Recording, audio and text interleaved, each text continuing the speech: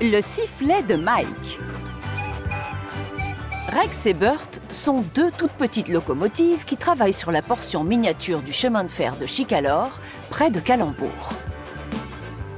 Et lui, c'est Mike, la mini-locomotive rouge. Il peut être ronchon de temps en temps. Et transporter des passagers, ce n'est pas ce qu'il préfère.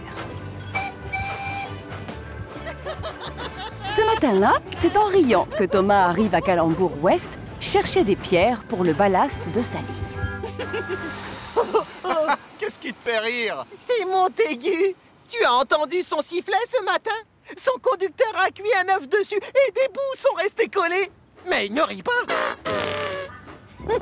Oh. C'est toi qui as sifflé, Montaigu? Je ne savais pas qu'on pouvait cuire un œuf sur un sifflet à vapeur. Moi non plus. D'ailleurs, je ne le conseille pas. C'est bon, ça va. Je ne le referai plus, d'accord?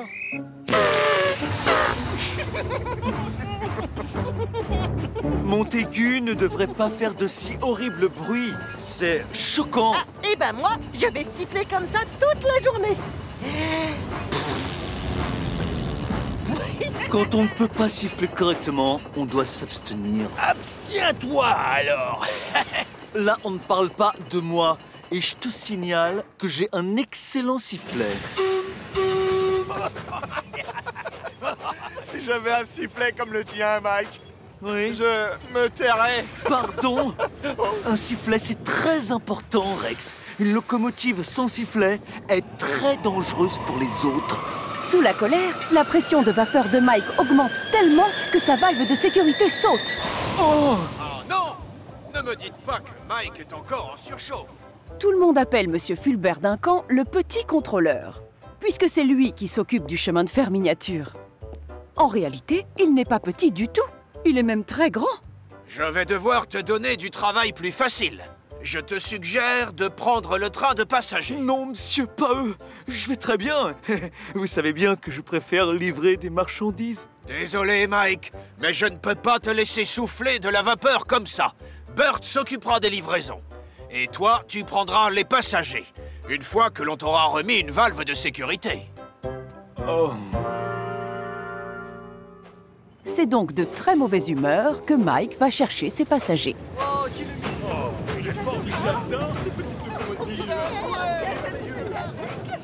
Bla bla bla, on dirait un jouet. Oh, j'adore les petites locomotives. Comme il est adorable. Voyons, du calme, Mike.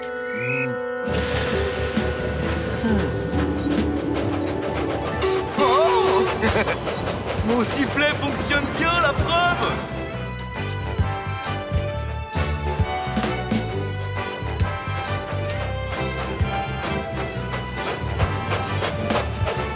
Rex et Burt, comment osent-ils se moquer de mon sifflet? Ils sont jaloux, ils sont jaloux. Je vais leur montrer, je vais me venger. Tout le long de la ligne, des pancartes indiquent aux locomotives quand elles doivent siffler. Mais Mike, lui, décide de siffler quand il le souhaite. Quand il croise un animal, par exemple.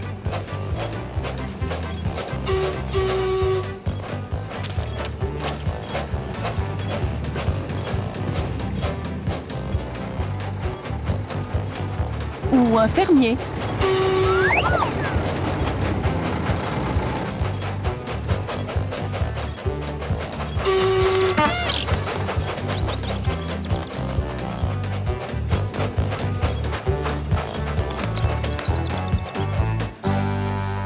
Au terminus, le conducteur de Mike inspecte la locomotive.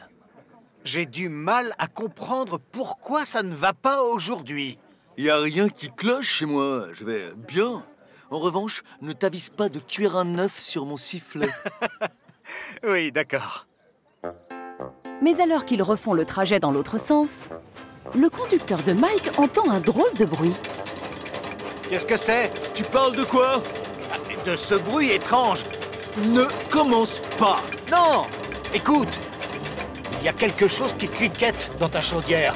Ah, ce n'est pas grave. Tu n'auras qu'à la réparer quand on rentrera. Et c'est la catastrophe. Va-t'en de là!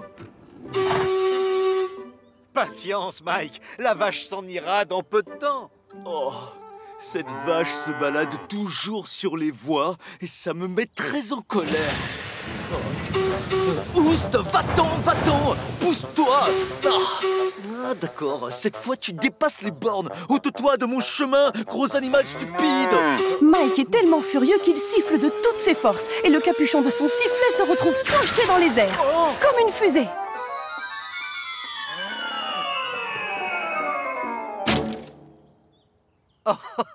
Donc c'était ça qui faisait ce fameux bruit? Hein? Oh! Oh oh! Le conducteur et le mécanicien se mettent à la recherche du capuchon. Malheureusement, celui-ci reste introuvable. Et les passagers commencent à s'impatienter. Mais dépêchez-vous! Qu'est-ce qu'ils font? Je vais rater ma correspondance à ce rythme-là! Ma famille m'attend! Expliquez-moi en quoi il est si important, ce sifflet! Oh! Je dois siffler à plusieurs endroits sur la ligne pour signaler mon arrivée. C'est la consigne. Alors ça y est, vous l'avez enfin retrouvé? Oh, ça ne va pas du tout! On sera encore là demain matin! On n'a qu'à siffler quand il le faut. Très bonne idée, je sais siffler.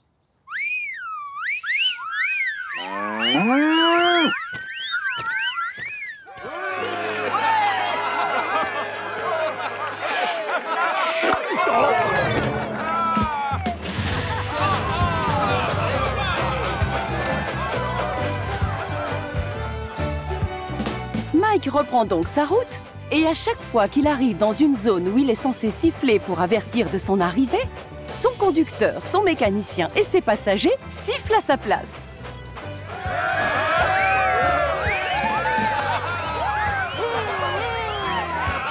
Ils font plus de bruit qu'ils n'en auraient jamais fait tout seuls. Pour autant, Mike se sent ridicule. Sans son sifflet, il lui manque quelque chose. C'est avec du retard qu'il arrive à Calembour, où Montaigu l'attend.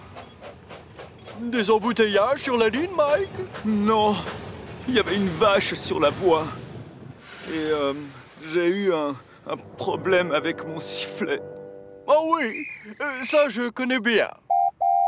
Heureusement, mon conducteur l'a enfin nettoyé.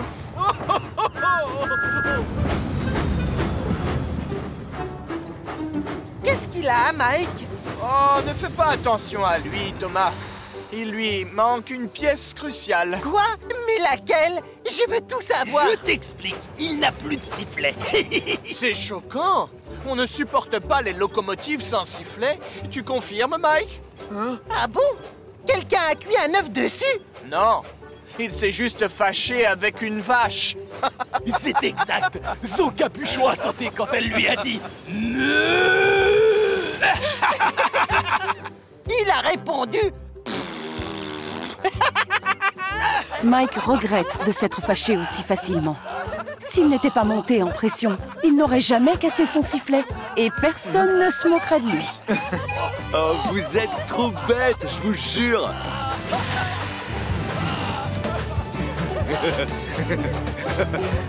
Ça va, j'ai retenu la leçon. Ils m'auront tout fait, cela. Skiff et la sirène. Skiff est un bateau qui possède des roues pour rouler sur des rails.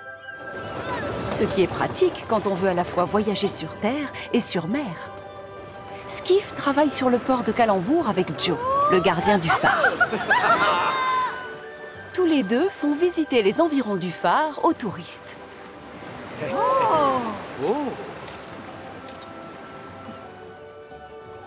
Bien, nous devrions voir la sirène demain, donc. Oh oui, et peut-être plus tôt. Une vraie sirène? Salut, Skiff. Devine, Montaigu, le gros contrôleur dit qu'on verra une sirène demain sur le port. Une sirène? C'est quoi une sirène, Skiff? C'est une créature qui vit dans la mer, qui a une queue de poisson en guise de jambe et le corps d'une femme. Une femme poisson? Non, tu as du mal comprendre. Cela n'existe pas. Oh là, tu te trompes. J'ai entendu des tas d'histoires sur les sirènes, mais je n'en ai jamais vu pour de vrai. Oh, pourtant j'aimerais tellement.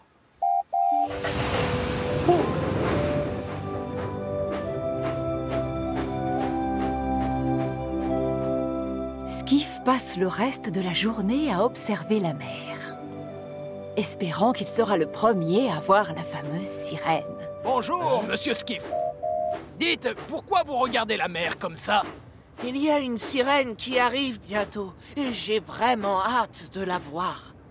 Mais Montaigu pense que les sirènes sont une invention. Des choses très étranges se produisent parfois. Un jour, Toad a vu une baleine échouer sur la plage. Moi, je ne l'ai pas cru, mais j'avais tort. Absolument, monsieur Skiff.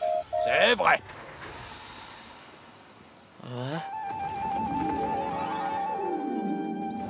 Le lendemain matin, Skiff se lève aux aurores pour être certain de ne pas rater l'arrivée de la sirène. Mais à l'heure du déjeuner, toujours pas de femme poisson à l'horizon. Allez, viens! Ouais! Attends-moi! On vient tout juste de m'avertir que la sirène était en chemin à l'heure où l'on parle. Oh, mais c'est merveilleux! Tu entends ça, Montaigu? Donc elle existe vraiment et je vais tout faire pour la voir.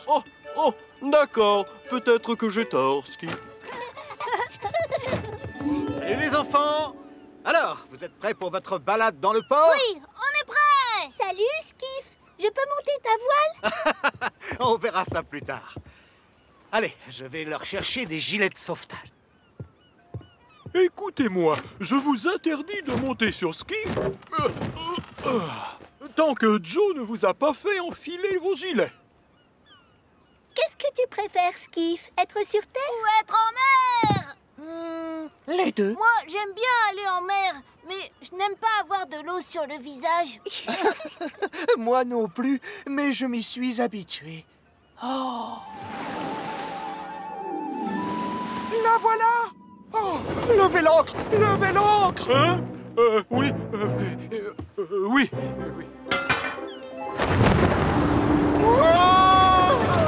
Non! Skiff! Arrête-toi!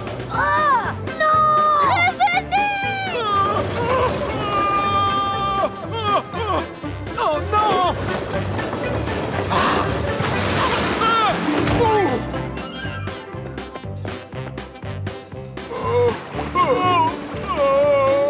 On doit aller là-bas, monsieur! Servez-vous de l'écoute de phoque pour mettre ma voile sous le vent! Je ne comprends rien à ce charabia. S'il te plaît, ramène-moi sur le quai. On va dans le mauvais sens. Tourne-toi, Skiff, tourne-toi.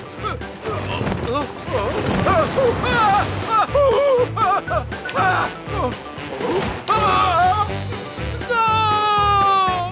C'est bizarre, je ne la vois nulle part. Oh, je ne sais pas où elle est allée.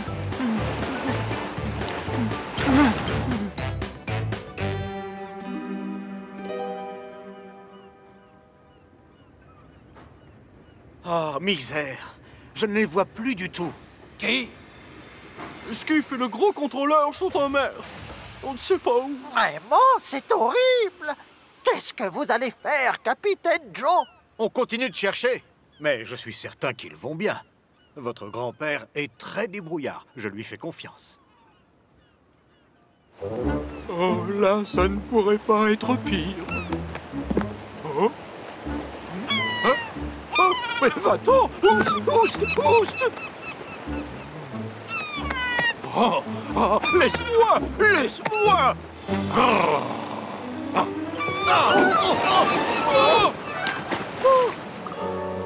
Oh, non!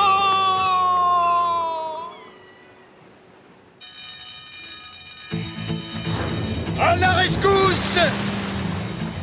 On me demande?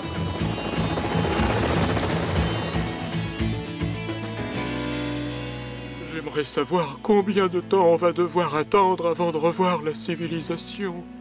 Pardon d'être parti sans mon marin, monsieur.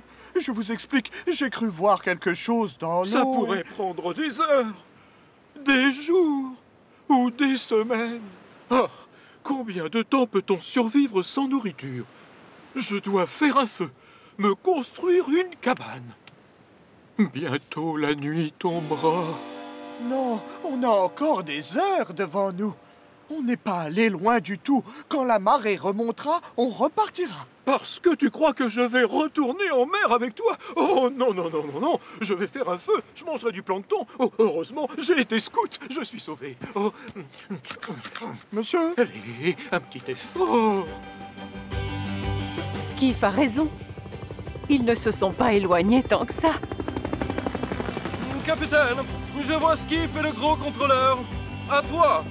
Donne-moi leur position par radio. À toi. Il faut très peu de temps à Capitaine pour venir à leur secours. Mets un chapeau, ça tient bien chaud. Tes amis t'attendent à Chicalor, tu sais. On y retournera, on y retournera. Oh! Oh! Ah! Oh! Par ici! Oh, on est là! Oh! Le ciel soit loué, ils nous ont retrouvés. Oui. Par ici!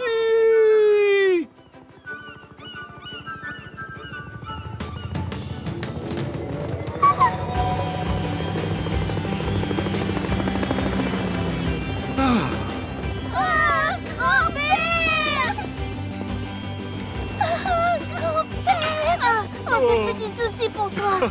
C'est rien, je suis sain et sauf. Et c'est pas grâce à Skiff. Je vous fais toutes mes excuses pour ce qui s'est passé aujourd'hui, monsieur. Moi aussi, je m'excuse. Si je me suis précipité, c'est parce que j'ai cru voir la sirène. Quelle sirène? Celle dont vous avez parlé et qui doit arriver. Oh, Skiff, j'ai bien peur que tu n'aies pas bien tout compris. La voilà, ta sirène.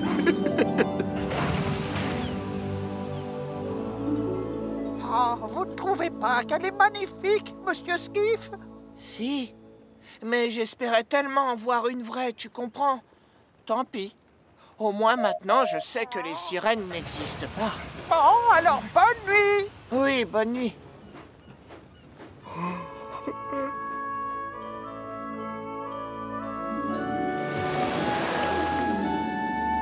Oh! Waouh! Diesel et les canetons. Il est très tôt ce matin-là, quand Thomas vient livrer des wagons au port de Brendam. Salut, Cranky. Ça va, Salty? Bien sûr que oui, Moussaillon. Salut, Thomas. Oh, oh, doucement, hé! Qui est-ce qui m'a poussé? C'est moi, Diesel. Laisse-moi passer, l'escargot. Tu n'es pas obligé de faire ça, tu sais. Évidemment que si, Thomas. Je suis un diesel.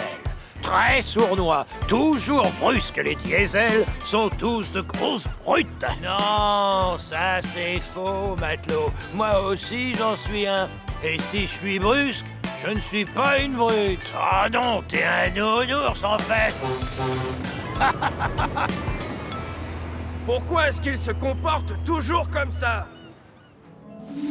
Un petit peu plus tard, sur le trajet du retour, Thomas s'arrête à la station de lavage pour parler à Percy. Bonjour, Percy. Bonjour, Thomas.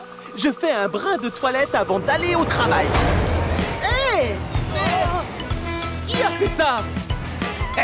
Te casse pas un piston, Percy. Diesel? Mais j'étais là avant. Maintenant, c'est mon tour. Au revoir. Tu sais quoi? Si tu étais plus gentil avec les autres, tu aurais plus d'amis. Mes amis ne m'aiment pas parce que je suis très sympa. Ils m'aiment parce que je ne suis qu'une grosse brute. N'est-ce pas, les gars? Ouais, bien sûr. Ouais. Une grosse brute, une grosse brute, une grosse brute. Plus tard dans la journée, Thomas repense à Diesel, quand soudain, il l'aperçoit installé tranquillement sur un embranchement. Oh non! Pas encore Diesel! Vous êtes chou. Oh. Ça suffit là, je l'ai assez vu pour aujourd'hui. Mais qu'est-ce qu'il fait? Oh, il n'est pas seul? Oh, qu'ils sont mignons, ces canetons. Ils sont adorables avec leurs petites plumes. Oui, adorables. Thomas n'en croit pas ses yeux. C'est la première fois qu'il voit Diesel être doux et gentil. Très sournois? Une grosse brute? Si les autres pouvaient te voir en ce moment, ils se diraient que c'est toi le nounours. Oh, j'ai hâte de raconter tout ça aux copains. Non, Thomas. Pitié, s'il te plaît, ne dis rien. Ils vont rigoler et se moquer de moi. Tout comme toi avec eux, Diesel. Si tu peux être gentil avec des canards, pourquoi tu ne l'es pas avec les locomotives? Eh bien, je pourrais, mais... Diesel! Bon, c'est bon, d'accord. Je vais changer. Je vais être gentil et sympa. Et si toi, tu promets de ne pas leur parler des petits... tu sais quoi? D'accord, je promets de ne rien dire tant que tu seras gentil avec tous les copains. Oh! Merci, Thomas. Ah, c'est sympa, ça.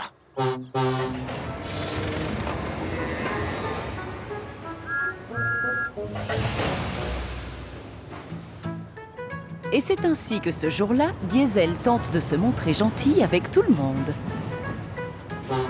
Quelle belle journée, Gordon! Ha! Salut, Thomas, de ma part!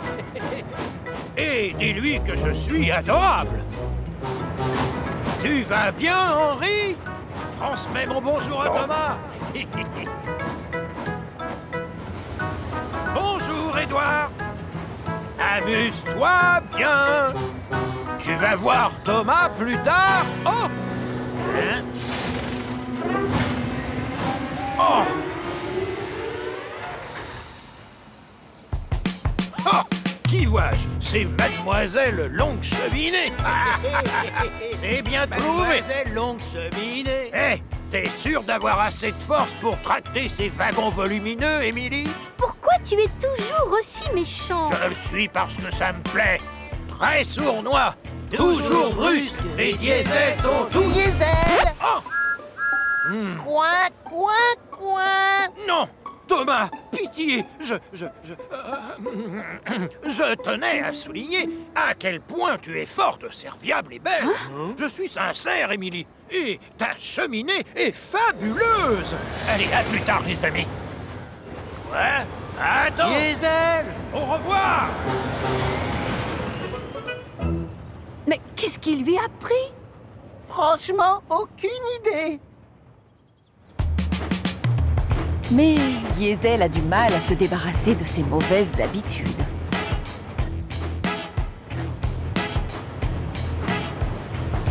Oh! Allez, pousse-toi, Diesel! Diesel, tu vas nous mettre tous en retard! Oh, dommage! Du calme, attention à ne pas exploser! Coin, coin, coin! Du coup, Thomas est obligé de lui rappeler sa promesse grâce à un langage codé.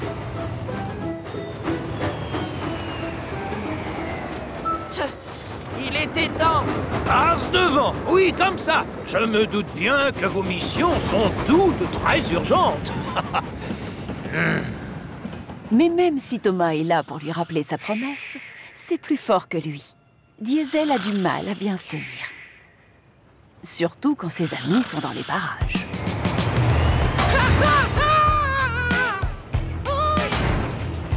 Mais quel brute! Qu'est-ce qu'on s'amuse!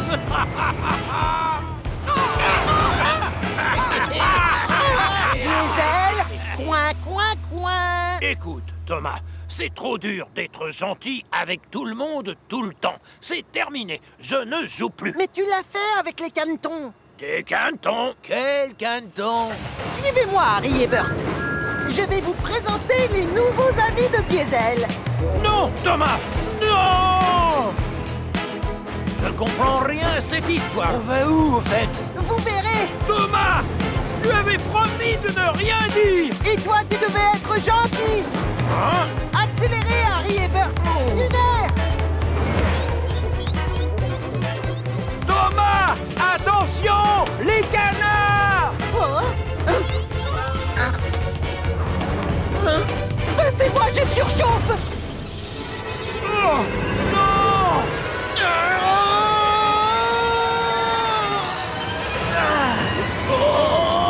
Aïe!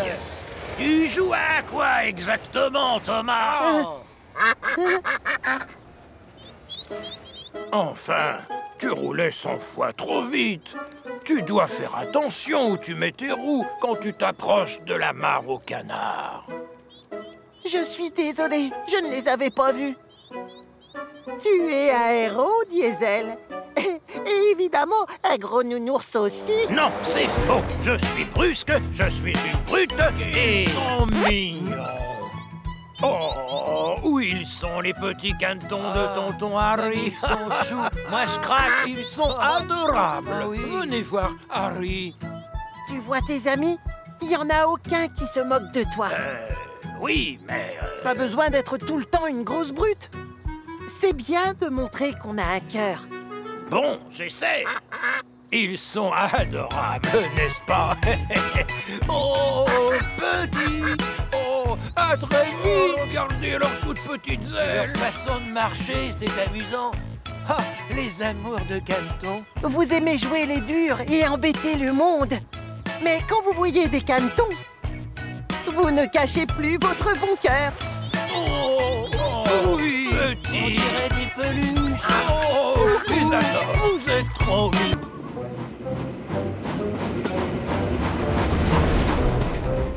Henri le fantôme.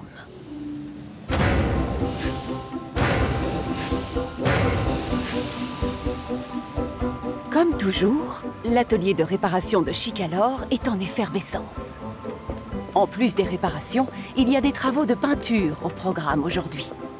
Pas seulement sur des locomotives ou des wagons, mais aussi sur des signaux et des panneaux. Certains panneaux de signalisation doivent être peints avec une peinture phosphorescente qui brille dans le noir. C'est pratique pour les locomotives qui travaillent la nuit. Ce jour-là, Henri arrive à l'atelier de Victor pour être repeint. Et il est très excité. Bonjour tout le monde. Oh, bonjour Henri.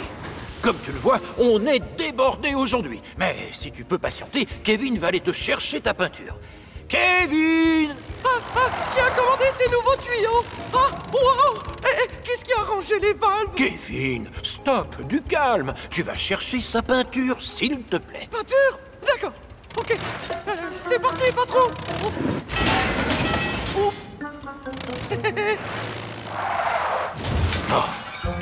Oh, sacré Kevin. Tiens, cadeau, Henri. Bon, alors, je les ai mises où, ces valves? Et encore merci. Une fois repeint, Henri quitte l'atelier de réparation, très satisfait et très vert. Mais alors que le soleil se couche et qu'il commence à faire nuit, un phénomène étrange se produit. Henri devient phosphorescent. Il ne le sait pas, mais Kevin lui a donné le mauvais pot de peinture. Il lui a pris de la peinture qui brille dans le noir. Thomas a terminé sa dernière mission quand il croise Henri sur le chemin du retour. C'est quoi là devant? Un fantôme! C'est étrange. Je suis sûr d'avoir vu Thomas.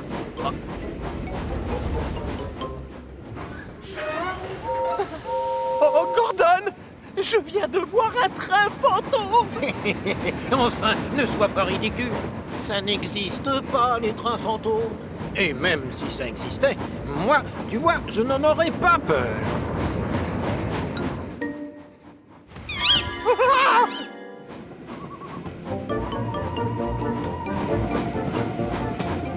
Ah, voilà James. Hein?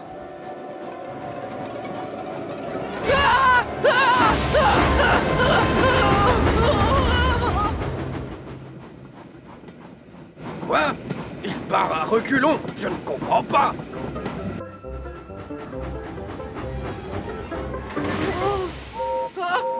Attention, Gordon! Il y a un train fantôme plus loin! N'importe quoi, James! Ça n'existe pas, les trains fantômes!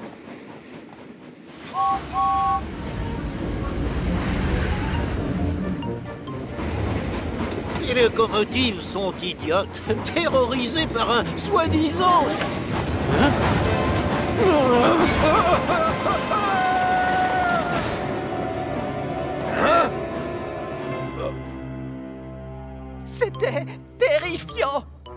aurait dit une grosse luciole. Oh, toi aussi, tu l'as croisé, le train fantôme? Oui, je l'ai vu, Percy, mais moi, je ne suis pas du genre à avoir peur d'un train fantôme. Mais il n'y a pas que les locomotives qui ont peur du train fantôme. Frankie! Qu'est-ce qui ne va pas? Pourquoi tout le monde me fuit? Henri? Salty, porteur! C'est Henri! Henri? Pourquoi est-ce que tu brilles? Ah, tu nous éclaires autant qu'un phare. Je ne sais pas de quoi vous parlez, c'est très confus. Attends, je vais te montrer. Non! Waouh! À l'atelier, ils ont dû prendre le mauvais pot! Oh! C'est pour ça que les locomotives ont eu peur de moi! Elles ont dû me confondre avec une sorte de spectre! Et c'est en rigolant qu'Henri s'attelle à son train attitré, le hareng volant.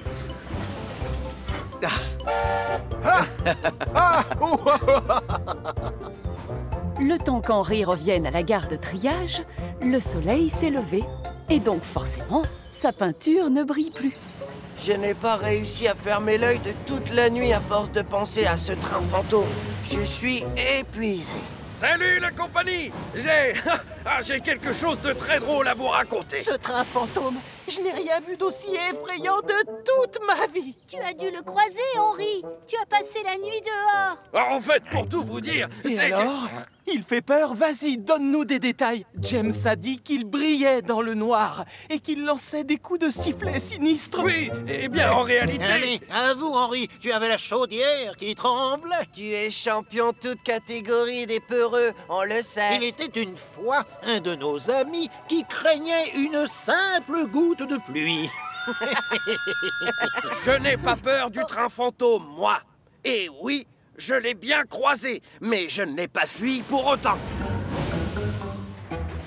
Qu'est-ce que tu voulais nous dire, au fait? Aucune importance. Ce soir-là, toutes les locomotives font en sorte d'être rentrées dans leur box avant que la nuit ne tombe. Personne n'a envie d'être dehors avec le train fantôme dans les parages. Moi, je ne ressors pas ce soir. Tu t'occupes du train postal, Thomas. Moi? C'est hors de question. Tu t'en charges, Édouard? Ne comptez pas sur moi pour mettre une roue dehors dans ce noir. Qu'est-ce qui vous prend à la fin? Quelqu'un doit bien livrer le courrier. Gordon! C'est pas du tout parce que j'ai peur de sortir, c'est juste que j'ai des problèmes avec ma chaudière. C'est dommage. J'aurais été ravi de vous aider. Si Henri est d'accord pour sortir avec le hareng volant, il y en a bien un qui va s'occuper du train postal. Oh, Henri! Dans le noir et tout seul? Avec à ses trousses cet affreux train?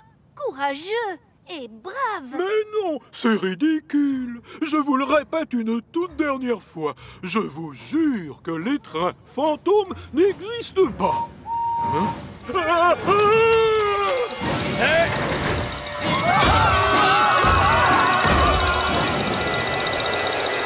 C'était moi! Henri! Le train fantôme, alors c'est toi? Pourquoi tu nous as rien dit? J'ai pourtant essayé, mais vous vous êtes moqué de moi et vous m'avez tous traité de gros peureux. Ce n'est pas juste. On s'est tous fait disputer par le gros contrôleur à cause de toi. Au fait, il est où le gros contrôleur?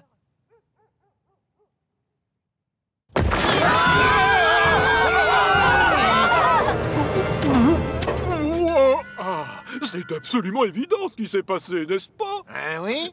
Bien sûr. Ah, à l'atelier, ils ont repeint Henri avec la mauvaise peinture. Tu vas devoir retourner voir Victor tôt demain matin et tu lui demanderas qu'il te repeigne avec la bonne peinture verte. D'accord, c'est noté, monsieur. Néanmoins, comme tu as été le seul à vouloir travailler ce soir, je dirais que tu t'es montré très brillant. Merci, monsieur.